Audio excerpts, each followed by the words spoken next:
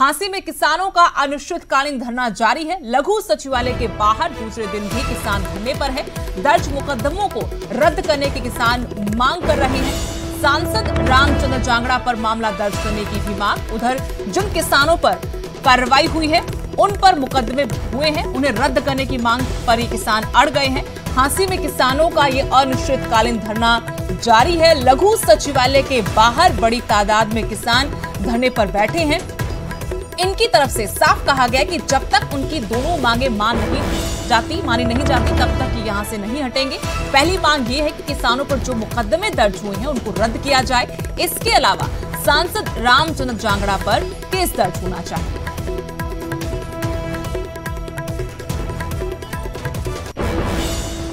वहीं हांसी में किसानों की तरफ से लगाए गए पक्के मोर्चे पर सीएम मनोहर लाल का कहना है कि सरकार कोई भी फैसला दबाव में नहीं लेगी।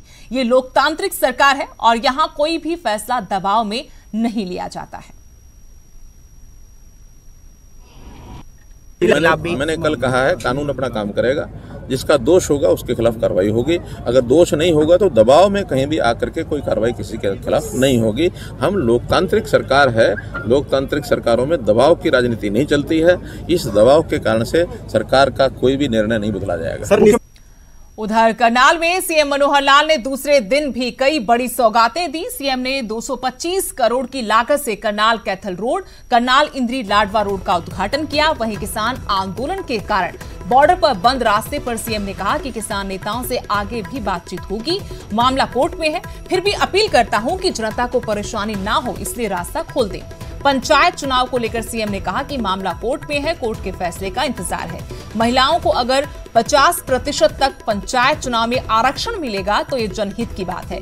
अपने 2 दिवसीय दौरे पर सीएम ने करनाल को 500 करोड़ रुपए से भी ज्यादा की सौगातें दी। 2 दिवसीय मेरे करनाल के दौरे में मैंने 12 प्रोजेक्ट्स जो हैं उनका उद्घाटन किया है और लगभग 525 करोड़ रुपए का एक प्रकार से इस राशि के ये प्रोजेक्ट सारे जनता को समर्पित किए हैं। इस अवसर पर मैं इनकी सुविधाएं जो जनता को मिलेंगी उनको बहुत बहुत शुभकामनाएं और बहुत बहुत बधाई देता हूं। और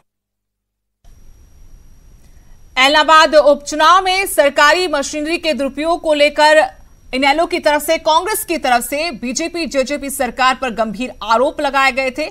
इन्हीं आरोपों पर सुभाष बराला ने अभय चौटाला पर पलटवार किया है। न्यूज 18 से खास बातचीत में हरियाणा बीजेपी के पूर्व अध्यक्ष सुभाष बराला ने अभय चौटाला के दोबारा इस्तीफे के बयान पर भी चुटकी ली। सुभाष बराला से खास बातचीत की न्यूज 18 संवाददाता मनोज कुमार ने।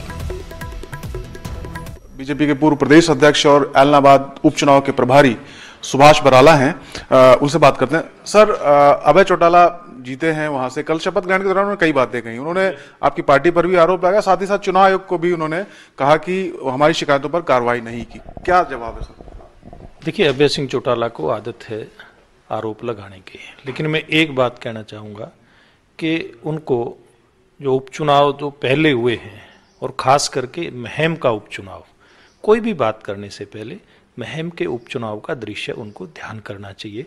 जाति होती हैं तो उस प्रकार की होती हैं। ये चुनाव बहुत फेयर चुनाव हुआ है, लेकिन जब उनको लगता है कि इस्तीफा देने के बाद जो चुनाव आया उसमें भारतीय जनता पार्टी का 14,000 वोट पड़ करके आया, लगभग 10% वोट बैंक में हमारे वृद्धि हुई है और उनका जो मार्जिन है वो घटा है, उनकी लोकप्रियता घटी है। इस करके उनको लगता है कि भाई जो बड़ी जीत जिसकी वो उनको एक उम्मीद थी वो नहीं हुई, इसलिए बौखलाहट में इस प्रकार की बातें वो कह रहे हैं। चंडीगढ़ से मनोज कुमार, न्यूज 18।